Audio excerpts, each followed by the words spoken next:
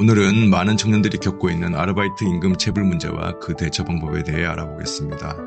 안녕하세요. 로여빈 덕수민 변호사입니다. 10대, 20대 청년들이 아르바이트를 하고도 급여를 제대로 받지 못하는 경우가 너무나 많습니다. 일을 했는데 급여를 아예 주지 않거나 약속보다 적게 주거나 말도 안 되는 이유로 공지하는 경우까지 정말 억울한 일입니다. 주로 이런 유형들입니다. 손님이 컴플레인해서 네 월급을 깎겠다. 네가 실수했으니까 월급에서 공제하겠다. 교육시간은 급여 안 줘도 된다. 일한 날을 네가 제대로 안 채웠으니까 시급도 깎겠다. 모두 근로기준법 위반입니다. 여러분 걱정하지 마십시오. 오늘 이 영상을 통해 임금체불 상황에서 여러분의 권리를 지키는 방법을 알려드리겠습니다. 임금체불 주요 유형을 보겠습니다. 임금체불은 크게 4가지 유형으로 나타납니다. 첫째, 일을 마쳤는데 급여를 아예 지급하지 않는 경우입니다. 나중에 준다며 계속 미루다가 연락이 두절되는 경우가 많습니다. 둘째, 약속한 금액보다 적게 지급하는 경우입니다. 시급 9,860원을 약속했는데 9,000원만 준다거나 하는 식이죠. 셋째, 물건이 파손됐다거나 손님이 적었다는 등의 이유로 급여에서 공제하는 경우입니다. 이런 공제는 거의 대부분 불법입니다. 넷째, 수습기간이라며 급여를 적게 주거나 아예 주지 않는 경우입니다. 수습이라도 최저임금은 보장받아야 합니다.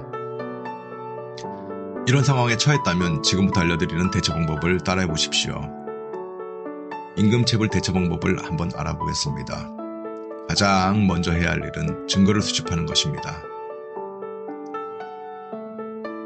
근로계약서는 반드시 서면으로 작성하고 사본을 보관하십시오. 임금, 근로시간, 휴일, 업무 내용 등이 모두 포함되어 있어야 합니다. 구두계약만 했다면 문자나 이메일로라도 근로조건을 확인하고 기록해 두십시오. 출퇴근 기록도 중요합니다. 매일 출퇴근 시간에 가게 앞에서 사진을 찍거나 동료에게 메시지를 보내는 등의 방법으로 기록을 남겨주십시오. 업무 지시 내용이 담긴 카톡이나 문자 메시지도 모두 보관하십시오.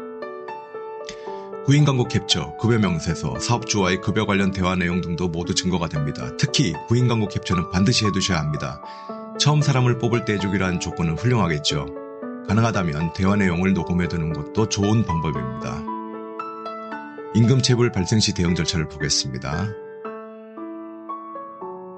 첫 번째, 먼저 사업주에게 정중하게 미지급 임금에 대해 문의하고 지급을 요청하십시오. 이때 요청 내용은 가능한 한 문자나 이메일로 남겨 증거를 확보하시고요. 직접 대화할 때는 녹음하거나 제3자를 동독시켜 증인을 확보하는 것도 좋습니다. 두 번째, 사업주가 지급을 거부한다면 관할 지방고용노동청에 임금체불 진정을 제기하십시오. 고용노동부 홈페이지 민원마당에서 온라인으로도 가능합니다. 진정 시에는 근로계약서, 출퇴근 기록, 임금 관련 증거 등을 함께 제출하십시오. 노동청에서는 사업주를 불러 조사한 후 임금 지급을 권고하게 됩니다. 보통 한두 달 정도 소요됩니다. 세 번째, 노동청 진정으로도 해결되지 않는다면 소액체당금 제도를 활용하거나 민사소송을 제기할 수 있습니다. 임금체불은 근로기준법 제109조에 따라 3년 이하의 징역 또는 3천만 원 이하의 벌금에 처해질 수 있는 범죄입니다. 소액재판은 절차가 간소하고 비용도 적게 들어 부담이 적습니다.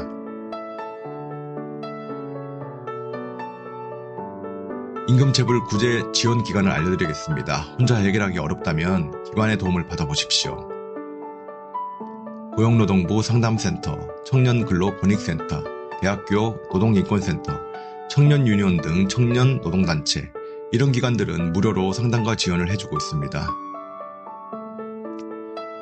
임금체불을 예방하는 가장 좋은 방법은 일을 시작하기 전에 근로계약서를 꼭 작성하는 것입니다. 임금, 근로시간, 업무 내용, 급여 지급일을 명확히 기재하셔야 합니다.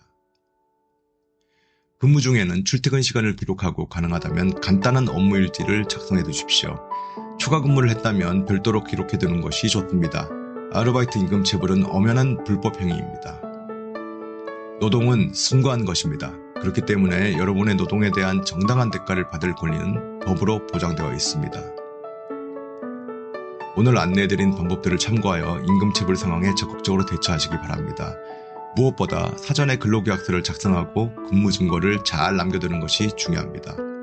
여러분의 소중한 노동권이 보호받을 수 있도록 이 영상이 도움되었기를 바랍니다. 평소 궁금하신 것이 있으셨다면 아래 댓글란에 올려주세요. 적극 반영하겠습니다. 구독과 좋아요, 알림 설정 부탁드립니다. 시청해주셔서 감사합니다. 박승민 변호사였습니다.